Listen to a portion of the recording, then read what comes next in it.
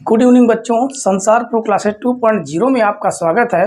और आज से हम शुरू करने वाले हैं प्रश्नावली 10.5। ठीक है, कल की क्लास में हम 10.4 के सारे क्वेश्चन सॉल्व कर लिए थे और आज हम 10.5 में कुछ महत्वपूर्ण प्रमेय देखेंगे। ठीक है, उन प्रमेय को देखने के बाद फिर हम क्वेश्चनों को सॉल्व करेंगे। ठीक है, तो देखिए यहाँ पर प्रमेय 10.8 क्या कहती है कि एक चाप द्वारा केंद्र पर आंतरिक कोण वृत्त के शेष भाग के किसी बिंदु पर आंतरिक कोण का दुगना होता है। ठीक है, तो इसे समझिए, कहा गया एक चाप द्वारा केंद्र पर आंतरिक कोण। तो देखिए ये हो जाएगा चाप, कितना, ये क्या है, चाप। चाप द्वारा ही आंतरिक, ये क्या है, कोण है।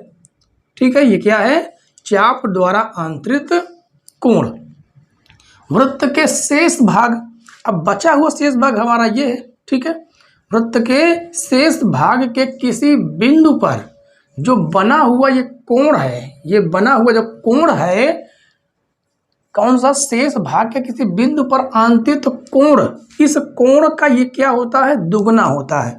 कहने का मतलब है कि ओ बी, ठीक है, कोण बी ओ सी, जो कोण बी ओ सी बनेगा यहाँ पर कोण, वो इस कोण का दुगना होगा, यानी बी ए सी, कोण बी ए सी का क्या होगा, दो गुना होगा। ये कहने का मतलब है। ठीक है, आप अगर नहीं समझ पाए हैं तो आप संख्या के आधार पर यहाँ पर समझिए। कहने का मतलब है कि अगर यहाँ पर ये वाला कोण कितना बन रहा है, मान लेते हैं 30 अंश बन रहा, तो ये वाला कोण कितना बनेगा, 60 अंश, मतलब इससे दुगना बनेगा, इस कोण से दुगना बनेगा, ये कहने का मतलब है। ठीक है, और अगर हम ये कह दें कि ये वाला कोण हमारा कितना बन रहा है, 90 अंश का बन रहा है, तो ये वाला जो कोण होगा वो कितना बनेगा, 45 अंश का बनेगा। समझ गया कि नहीं, बस इतना ही इसमें हमें जानने की आवश्यकता थी। ठीक है बच्चों, तो चलिए अभी इस प्रमेय का हम क्वेश्चनों में सॉल्व करेंगे, क्वेश्चनों में इसका इस्तेमाल करेंगे, तब आपको अच्छे से समझ में आएगा। ठीक है, बाकी इसमें हमें ज़्यादा समझने की जरूरत नहीं थी, बस इतना समझना का था कि जितना ये कोण होगा, इस कोण से ये वाला कोण दुगना बनेगा। जैसे यहाँ पर 30 अंश बनेगा तो ये 60 अंश, ये 45 अंश तो ये बनेगा 90 अंश। ठीक है, तो बस आगे देखिए, अब प्रमेय नंबर सॉल्व करेंगे। देखिए देखेंगे प्रमेय नंबर 10.9। ठीक है, प्रमेय नंबर 10.9 देखिए बच्चों, इसमें कहा गया एक ही वृत्त खंड के कोण बराबर होते हैं।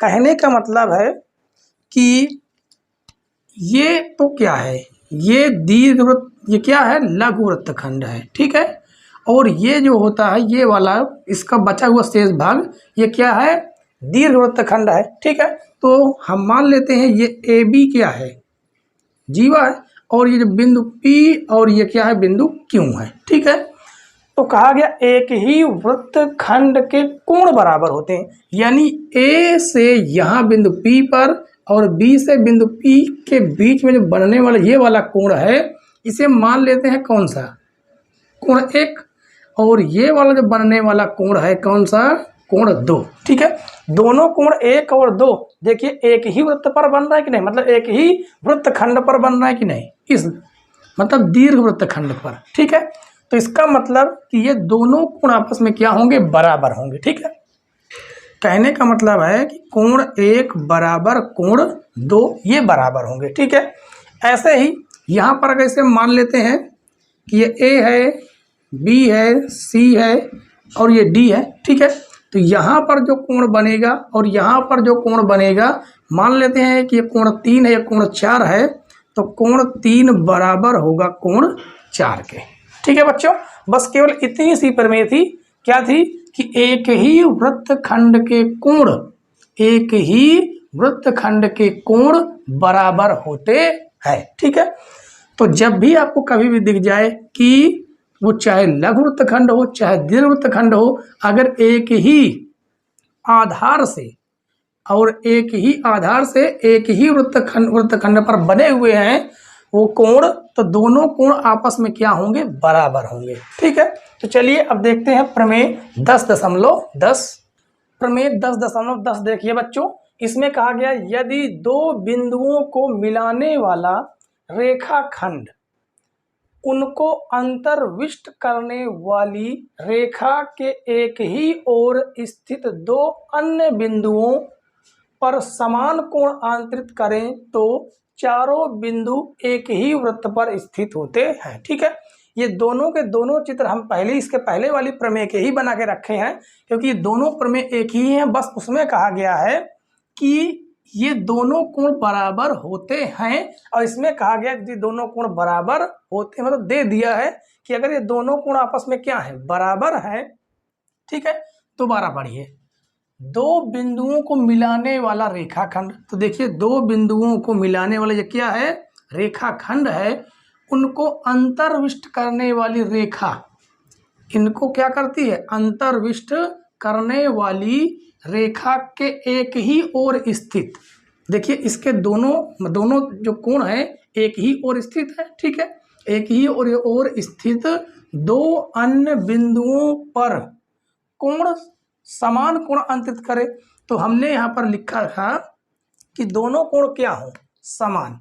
चलिए मान लेते हैं कि ये कोण एक है तो ये भी कोण क्या है, एक है, दोनों बराबर है। ठीक है, अगर दोनों बराबर हैं तो ये चारों जो बिंदु हैं ये एक ही वृत्त के कोण होंगे। कहने का मतलब ये है, ठीक है, कि ये चारों बिंदु ए बी क्यू पी, ये चारों बिंदु उस वृत्त पर ही स्थित होंगे। ठीक है, इससे एक बात जानिए, इससे निष्कर्ष क्या निकलता है, इससे निष्कर्ष ये निकलता है कि ये वाली भुजा, ये भुजा और इस भुजा को अगर हम क्या कर देते हैं, मिला देते हैं, तो यहाँ से चक्रीय चतुर्भुज बनता है। क्या, चक्रीय चतुर्भुज। चलिए अब हमने ये प्रमेय बताई है, तो चक्रीय चतुर्भुज के बारे में भी जान लीजिए। ठीक है, क्या है चक्रीय चतुर्भुज। ठीक है, चक्रीय चतुर्भुज के गुण, इसके आप गुण जान लीजिए थोड़ा से। ठीक है, तो चक्रीय चतुर्भुज के जो गुण है, वो पहला गुण क्या है कि उसके सामने के जो कोण होंगे उनके कोणों का योग 180 अंश होगा, यानी सम्मुख कोणों का योग, सम्मुख कोणों का योग कितना होता है, 180 अंश होता है।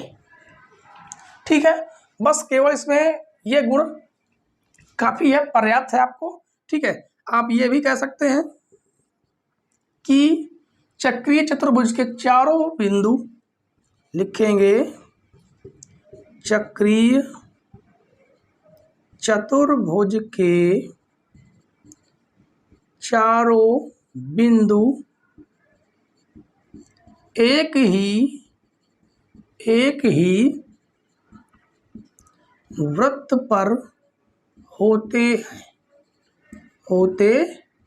हैं। ठीक है, तो ये दो गुण बहुत है इस चक्रीय चतुर्भुज में जानने के लिए। ठीक है, तो चलिए अब हम सॉल्व करेंगे, अगली प्रमेय देखेंगे 10.11। ठीक है, बस ये प्रमेय इतनी ही थी कि इसके अगर ये दोनों कोण बराबर हो गए तो जो चारों बिंदु हैं वो एक ही वृत्त पर स्थित होंगे। ठीक है, बस आगे देखते हैं अगली प्रमेय। आइए बच्चों, प्रमेय 10.11 और 10.12 को देखिए। ठीक है, इसमें कहा गया चक्रीय चतुर्भुज के सम्मुख कोणों के प्रत्येक युग्म का योग 180 अंश होता है। अभी हमने आपको जस्ट इसके पहले बताया चक्रीय चतुर्भुज के बारे में। ठीक है, उसी को कहा गया है कि ये वाला कोण और ये वाला कोण, मतलब सम्मुख कोण, अगर हम कोण ए और कोण सी जोड़ देंगे तो इनका योग कितना हो जाएगा, 180 हो जाएगा। और इस कोण को यानी कोण बी को और कोण डी को जोड़ देंगे, कोण बी प्लस कोण डी, इसका योग कितना हो जाएगा, 180 अंश हो जाएगा। ठीक है, बस केवल इतनी सी प्रमेय है कि चक्रीय चतुर्भुज के सम्मुख कोणों का जो योग होगा, प्रत्येक सम्मुख कोण का जो योग होगा वो 180 होगा। ठीक है, अब इसी प्रमेय से संबंधित ये प्रमेय भी है यदि किसी चतुर्भुज के सम्मुख कोणों के एक युग्म का योग कितना होना चाहिए? 180 अंश हो तो ठीक है, कितना हो? 180 अंश हो तो चतुर्भुज चक्रीय होता है। ठीक है, कहने का मतलब है अगर हमें इतना पता चल जाए कि ये वाला कोण और ये कोण, यानी कि कोण R और कोण Q कितना दे दिया जाए? 180 अंश दे दिया जाए, तो हम कह सकते हैं कि चतुर्भुज PQRS एक चक्रीय चतुर्भुज होगा। ठीक है, या तो हमें ये पता चल जाए कि कोण P और कोण P और प्लस कोण S इसका योग कितना हो जाए? 180 अंश हो जाए, तब भी हम कह सकते हैं कि PQRS एक क्या होगा? चक्रीय चतुर्भुज होगा। ठीक है बच्चों, तो आशा करते हैं आपको प्रमेय 10.11, 10.12 और इसके पहले की सारी प्रमेय आपको समझ में आ गई होंगी। ठीक है, और कल से हम शुरू करेंगे अपने प्रश्नावली 10.5 के क्वेश्चनों को। ठीक है, और इन प्रमेय के माध्यम से हम क्वेश्चनों को सॉल्व कर पाते, इसलिए हमने सबसे पहले आपको प्रमेय बताया, उसके बाद हम क्वेश्चन को सॉल्व करेंगे। ठीक है बच्चों, और अगर आपको हमारी सारी वीडियो अगर पसंद आ रही हो, आप रेगुलर आप वीडियो को देख रहे हो, तो प्लीज़ वीडियो को लाइक करें और चैनल पर नए हो तो चैनल को जरूर सब्सक्राइब कर लें, बेल आइकन प्रेस कर लें ताकि नई नई वीडियो की नोटिफिकेशन आप तक पहुंचती रहे। वीडियो देखने के लिए धन्यवाद बच्चों। जय हिंद।